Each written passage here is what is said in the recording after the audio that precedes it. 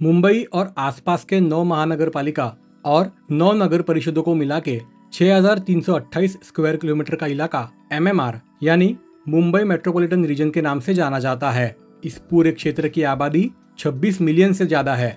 इन सभी MMR क्षेत्रों को आपस में जोड़ने के लिए नए कनेक्टिंग रोड्स का निर्माण किया जा रहा है। उनमें से ही एक सबसे महत्वपूर्ण प्रोजेक्ट है ऐरोली कॉटेई एलिवेटेड कॉरिडोर। इस कनेक्टर रोड से मुंबई से कल्याण डोंबिवली तक आसानी से कम समय में और सबसे महत्वपूर्ण कम ट्रैफिक में जा सकते हैं। इस प्रोजेक्ट का काम धीरे धीरे आगे बढ़ रहा है। आज हम देखेंगे इसी प्रोजेक्ट का जून 2025 का प्रोग्रेस। लेकिन वीडियो में आगे बढ़ने से पहले अगर आप चैनल पर नए हैं और आपने चैनल को अब तक सब्सक्राइब नहीं किया है तो प्लीज चैनल को सब्सक्राइब जरूर करें। आपके सब्सक्राइब करने से हमारी काफी मदद होती है।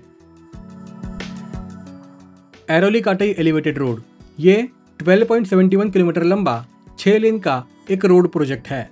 ये प्रोजेक्ट ऐरोली में मुलुंड ऐरोली ब्रिज के समाप्त होते ही शुरू होता है और ऐरोली शहर से आगे बढ़ते हुए पारसिक सुरंग से आगे मुंब्रा में ओपन होता है, जहां पर ये नेशनल हाईवे 48 और आगे कॉटेई जंक्शन में समाप्त होता है। मौजूदा समय में कल्याण डोंबिवली, उल्लासनगर, बदलापुर, अंबरनाथ से मुंबई, ठाणे, नवी मुंबई जाना हो तो काफी घूम के और काफी ट्रैफिक से होकर जाना पड़ता है, जिसमें ज्यादा समय और ईंधन की बर्बादी होती है। लेकिन ये नया बन रहा प्रोजेक्ट इन सारी समस्याओं को काफी हद तक दूर करने में मदद करेगा। इस ऐरोली कॉटेई एलिवेटेड रोड के 3 फेजेस हैं। फेज 1 है 5.2 किलोमीटर लंबा और इसी फेज में आता है मुंब्रा के पारसिक पहाड़ियों के नीचे बना पारसिक सुरंग जो 1.7 किलोमीटर लंबा है। फेज 2 है 2.2 किलोमीटर लंबा और फेज 3 है 6.7 किलोमीटर लंबा। इनमें से सिर्फ फेज 1 और फेज 2 में ही हमें प्रोग्रेस देखने मिलता है। बाकी फेज 3 का कुछ खास प्रोग्रेस अब तक नहीं हुआ है। फेज 1 को बना रही है SMC इंफ्रास्ट्रक्चर, फेज 2 को बना रहे हैं जे कुमार इंफ्रा और फेज 3 का काम जो पिछले साल ही अलॉट हुआ है एफकॉन्स इंफ्रास्ट्रक्चर्स को। यह है इस प्रोजेक्ट का ऐरोली एंड, जहां पर ये मुलुंड ऐरोली ब्रिज से जुड़ जाता है। वैसे यहाँ भविष्य में एक और रोड भी जुड़ने जा रहा है और वो है घनसोली ऐरोली ब्रिज, या जिसे पाम बीच एक्सटेंशन भी बोला जाता है।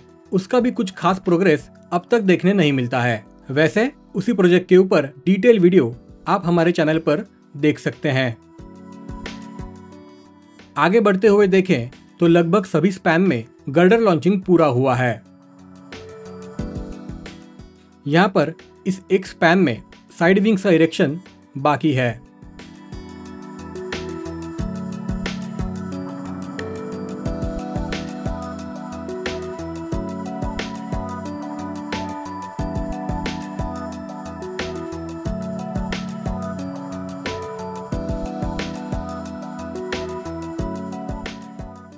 इस ब्रिज का गर्डर लॉन्चिंग धीरे धीरे आगे बढ़ रहा है, जिसे आप इन दोनों वीडियो से समझ सकते हैं। यहाँ पर अब साइड विंग्स का इरेक्शन चल रहा है और आगे स्पाइन गर्डर का लॉन्चिंग चल रहा है। आगे ट्रांस हार्बर रेल मार्ग पर गर्डर लॉन्चिंग पूरा हुआ है और डेक का निर्माण भी शुरू हुआ है। वैसे इस एक स्पैन में अब भी गर्डर लॉन्चिंग बाकी है और वो भी जल्द ही पूरा किया जाएगा। यहाँ से आगे टनल के एंट्रेंस तक काम पूरा हुआ है।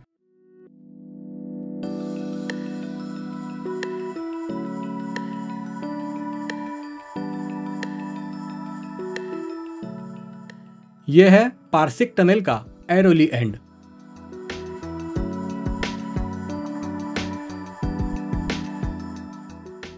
दूसरी तरफ यह टनल खुलता है मुंब्रा में,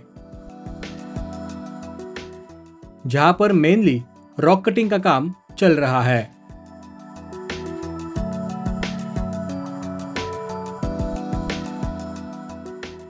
आगे नेशनल हाईवे 48 को यह कॉरिडोर क्रॉस कर रहा है और यहाँ पर एंट्री एग्जिट के लिए रैम्प्स का निर्माण किया गया है। यहाँ से आगे शुरू होता है इस प्रोजेक्ट का फेज 3, लेकिन अब तक हमें उसका काम देखने नहीं मिलता है। वैसे देखें तो फेज 3 इस प्रोजेक्ट का काफी क्रूशियल सेक्शन है। इस सेक्शन के बनने से ही इस प्रोजेक्ट का इंपॉर्टेंस काफी बढ़ जाएगा। बाकी मेरी राय में ये प्रोजेक्ट जब भी पूरा होगा फेज 1 और फेज 2 यानी ऐरोली से मुमरा तक ही ओपन होगा। फिर हमें वापस मुमरा और शिरफाटा में ट्रैफिक का सामना तो करना ही पड़ेगा।